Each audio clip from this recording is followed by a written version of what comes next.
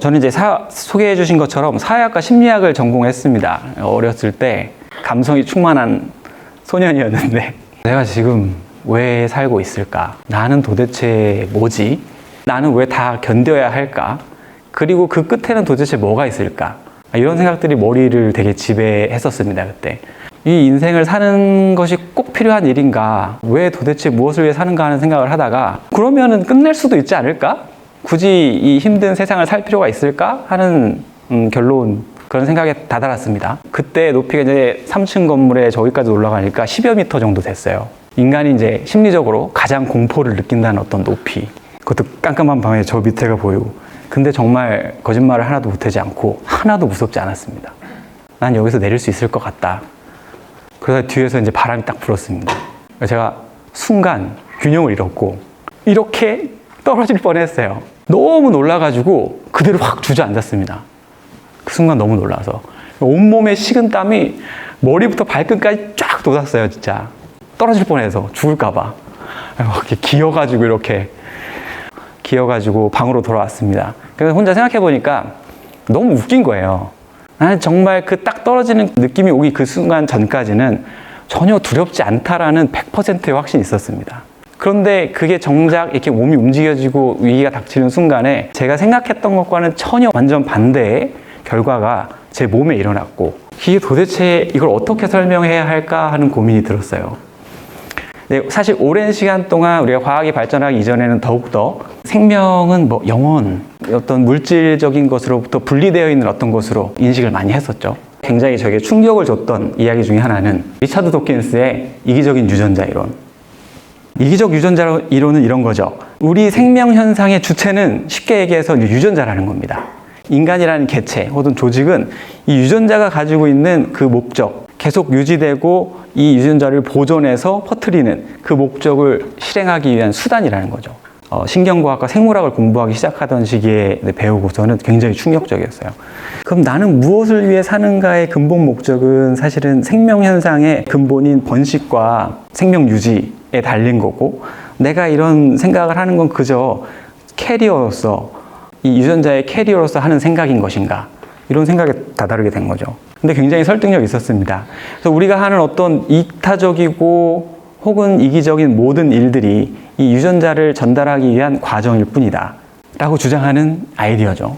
그것이 맞던 틀리던, 이제 우리가 동의할 수 있는 부분은 생명 현상이라는 것이 생존과 번식이라는 목표를 향해 달려가고 있다는 것들에는 우리가 모두 동의할 수 있을 겁니다. 나는 무엇을 위해 사는가라는 질문은 우리가 어떻게 생각해도 뇌가 하고 있는 질문이긴 합니다. 그렇죠? 뇌 없이는 이 생각을 떠올릴 수가 없잖아요. 뇌는 제가 단순하게 정의를 해보자면 생명 현상을 달성하기 위해 고안된 진화적 도구입니다. 뇌라는 건 정확히 뭐냐면 신경세포들로 이루어진 군집체입니다. 신경세포의 특이점이 뭘까요? 신경세포와 다른 세포들과 같은 점은 모든 게 같습니다. 얘들이 핵 안에 가지고 있는 유전 정보도 우리가 알고 있다시피 그게 이제 생식세포가 됐든 체세포가 됐든 신경세포가 됐든 똑같은 유전 물질을 가지고 있고 똑같은 세포 오르가넬들을 가지고 있는데 얘들이 다른 건 극성이 있습니다. 한쪽으로는 덴드라이트라는 어떤 인풋을 정보를 받는 게 달려있고 다른 쪽으로는 아주 롱하게 쭉 뻗어있는 엑손과 엑손 터미널을 가지고 있습니다. 그냥 동그란 게 아니라 마치 나무처럼 이쪽에선 정보를 받고 이쪽으로는 뭔가를 보내고, 그래서 이 구조 때문에 다른 세포들이랑 다르게 기능을 하게 됩니다. 세포들 중에는 흥분성을 가진 세포들이 몇 개 있어요. 그 중에 대표적인 얘가 신경세포입니다. 그래서 얘는 평소에 네거티브하게 쫙 찰지가 돼 있다가 인풋이 오면 뭔가를 촥 내보내가지고 다음 세포에게 정보를 전달할 수 있습니다. 신경세포는 다세포 동물들이 여러 개의 세포들이 함께 움직일 수 있도록 정보를 주기 위해 생겼습니다. 세포가 점점점 많아지죠. 붙어서 다세포 동물로 늘어나는데 얘네들이 함께 움직이지 않으면 함께 있는 게 의미가 없습니다. 뭔가 공동의 움직임을 보여야 되는데 공동의 움직임을 보이려면 공동의 명령을 받아야 됩니다. 교신이 필요하기 시작한 거예요. 그래서 이렇게 다세포 동물들로부터 이제 신경세포가 나타나고요. 이게 점점 이제 진화적 단계를 통해서 신경계가 굉장히 복잡해지기 시작합니다. 어떤 동물들은 신체적인 변화를 만들 수도 있고요. 어떤 동물들은 감각기관의 변화를 만들 수도 있습니다. 각각의 진화 과정에서 적응을 해갈 텐데 우리 인간이 특정적으로 특히나 더 진화 관계에서 발전시켜 온 건 뭐냐? 뇌라고 했는데 그 뇌 중에서도 코티컬 영역들입니다. 피질 영역들. 쥐와 고양이, 사람을 비교해보죠. 여기 보면 오디토리 영역, 비주얼 영역, 센소리 모터 영역이 다 비슷하게 분포를 합니다. 큰 차이점은 뭐죠? 이게 이제 뇌 안쪽으로 들어가면 우리의 생명 현상을 더 유지하게 하는 이 뇌간, 그 위에 이제 그냥 감각 정보들을 릴레이하는 시상, 이런 정보들은 특히나 비슷하게 생겼어요. 근데 이 둘 사이의 큰 차이점은 여분의 영역들입니다. 이걸 이제 대뇌 피질이죠. 대뇌 피질이 극단적으로 늘어났어요. 그리고 그 차이가 결국은 우리가 가지고 있는 특수한 기능들을 만들어낸다고 우리는 봐야 합니다. 그러니까 나는 무엇을 위해 사는가라는 질문을 던질 때 그것을 인간의 고유한 질문이라고 생각하면 그 질문이 파생되는 영역은, 기능은 바로 이 영역들에 있을 거라고 생각해 볼 필요가 있습니다. 우리가 이런 대뇌 피질을 막 만들어가지고 달성하고 있는 기존에 없었던 새로운 능력은 뭘까요? 제가 생각하기에 이래요. 우리는 미래를 좀 더 예견하는 과정으로 뇌를 진화시켜 왔다고 봅니다. 예지가 아니고 추론 능력입니다. 처음에 신경계가 활성화됐을 때, 만들어지기 시작했을 때 우리가 예측할 수 있는 미래는 거의 없습니다. 반응이 딱 오면 그냥 그대로 반응을 내보내는 거예요.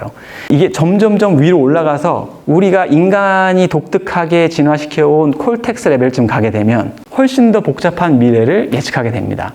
감각만 있는 게 아니라 나의 기억 속에 있는 생각들을 나의 신경 테이블에다가 올려놓고 그걸 프로세스하는 기능이 생겨야만 우리가 다음 단계를 예측하는 과정으로 넘어갈 수 있습니다. 이런 능력들을 추상화라고 하고 거기에 핵심적으로 필요한 능력이 상상력들인 거죠.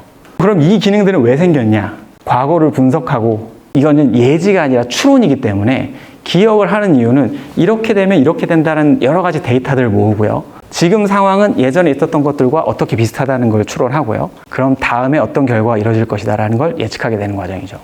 그럼 이런 예측을 통해서 하려고 하는 건 뭐냐면 동기 달성. 근데 이 동기는 누가 주고 있냐면 사실은 생명체로서의 우리 육체가 주고 있습니다. 우리가 자의식을 형성하고 있긴 하지만 이 자의식을 형성하는 데 있어서 우리 몸으로부터 오는 감각 정보들이 굉장히 중요합니다.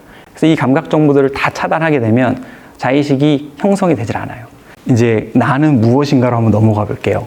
제가 처음에 말씀드렸던 예에서, 떨어지는 예에서 나는 무엇인가라는 질문을 던졌던 건 제 몸이 아닙니다. 제 몸이 아니고 나를 표상하고 있는 자의식이죠. 그러니까 내가 생각했던 예측값, 떨어질 거는 하나도 무섭지 않아 라고 생각했던 입장에서 굉장히 깜짝 놀라게 되는 겁니다. 나를 구성하는 것은 우리가 지금까지 얘기했던 이 대뇌 피질들이 가지고 있는, 그리고 그 안에서 발생하고 있는 자의식 같은 것들이죠. 대뇌 피질에서 발생하는 정보들이 막 커뮤니케이션 하는 과정에서 일어나는 것이 자의식, 의식이 됩니다. 그리고 이 능력들이 극단적으로 발전을 하면서 인과적 추론 능력, 이렇게 되면 저렇게 돼 라는 것들이 발전하다 보니까 그럼 이렇게 하려면 어떻게 해야 돼? 라는 질문들을 우리 컴퓨테이션 하게 되죠. 그리고 그런 컴퓨테이션 속에서 미래를 예측하는 기능이 파생됩니다. 우리의 인지 기능은 이제 먼 미래까지 예측하기 시작해서 언제까지 예측하냐면 내가 죽으면 이라는 단계까지 또 예측을 하게 됩니다. 이 예측을 하기 전에는 우리는 내가 무엇을 위해 사는가라는 질문을 할 필요가 없습니다. 내가 무엇을 위해 산다는 건 언젠가 죽는다는 걸 상정하는 얘기거든요. 근데 내가 죽음 이후까지 생각을 하기 시작하니까 이 자의식에 근거해서 우리는 그 질문을 던지게 되는 겁니다. 그러니까 이 자의식은 뭐냐면 컴퓨터 계산기예요. 뭘 계산하냐면 내부로부터 올라오는 동기들을 계산합니다. 배고파, 외로워, 화가 나, 이런 정보들을 받아서 피질에서 프로세싱을 하고, 근데 지금 환경은 어때? 그럼 난 어떤 행동을 해야겠어? 살 빼기 위해서 다이어트 할 때 있잖아요. 먹을 거 보면 너무 먹고 싶어. 근데 이거 먹으면 살찌니까 참아야지 라는 행동을 할 때 이 영역이 필요합니다. 근데 그 자의식이 어디까지 발전하고 있냐면 이제는 나의 죽음 이후까지도 자꾸 질문을 던지는 단계로 왔습니다. 심지어 당장 올라오는 그런 욕구들을 억제하고 다른 의사결정을 하게도 만듭니다.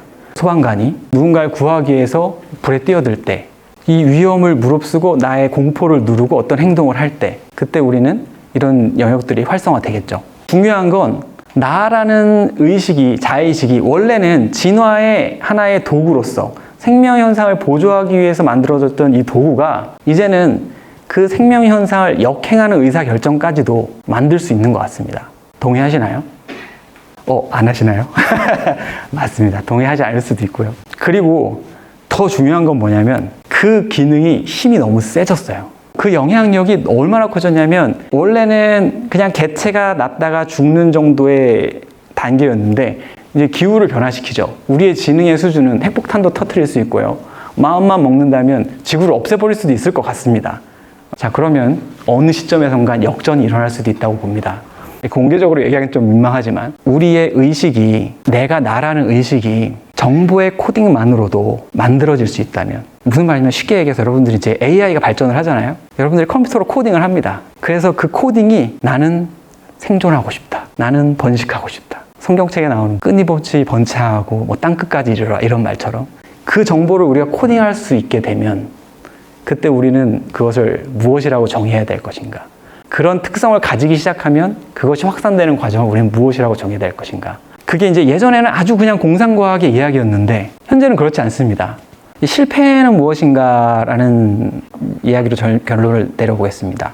우리의 지능은 어떻게 발전되었다고 했죠? 더 먼 미래를 추상하도록 발전되어 왔습니다. 실패는 결과죠. 어떤 목적이 있었는데 잘 안 됐을 때 실패라고 해요. 근데 얘는 과정이 될 수 있어요. 어떤 조건에서? 그 다음 단계를 예측하고 있는 과정에서. 우리의 인지 기능은 훨씬 더 먼 미래를 예측하고 있고요. 제가 대학원 다닐 때 들었던 수업 중에 하나가 분자세포 생물학이었어요. 너무 어려운 거예요. 그래서 분자세포 생물학을 들었는데 이제 학점이 D가 나왔습니다. 그래서 얼마나 큰 실패입니까? 근데 저는 지금 분자세포 생물학을 가르치고 있습니다. 놀랍게도 굉장히 많은 학생들의 반응이 좋았습니다. 이것은 실패인가 혹은 성공인가? 실패를 정의할 때는 실패에 대한 목적이 필요하고요. 여기서 한 가지 더 필요한 것은 그것을 어떻게 판단하는가. 그리고 그 과정을 멀리 보고 있으면 우리는 실패가 아닌 과정으로서 인지할 수 있게 됩니다. 우리가 되게 이제 허무함에 빠지는 이유들은 사실은 여러 가지 욕구가 충족된 상태에서 대뇌피질이 더 이상 무언가를 추구해야 될지 잘 모를 때가 있습니다. 그래서 우리에겐 언제나 큰 목표가 필요합니다. 그리고 그 목표의 결과를 그때 끝나는 결과가 아닌 더 먼 결과에 대한 과정으로 인식하고 가게 되는 과정이 필요하다고 생각합니다.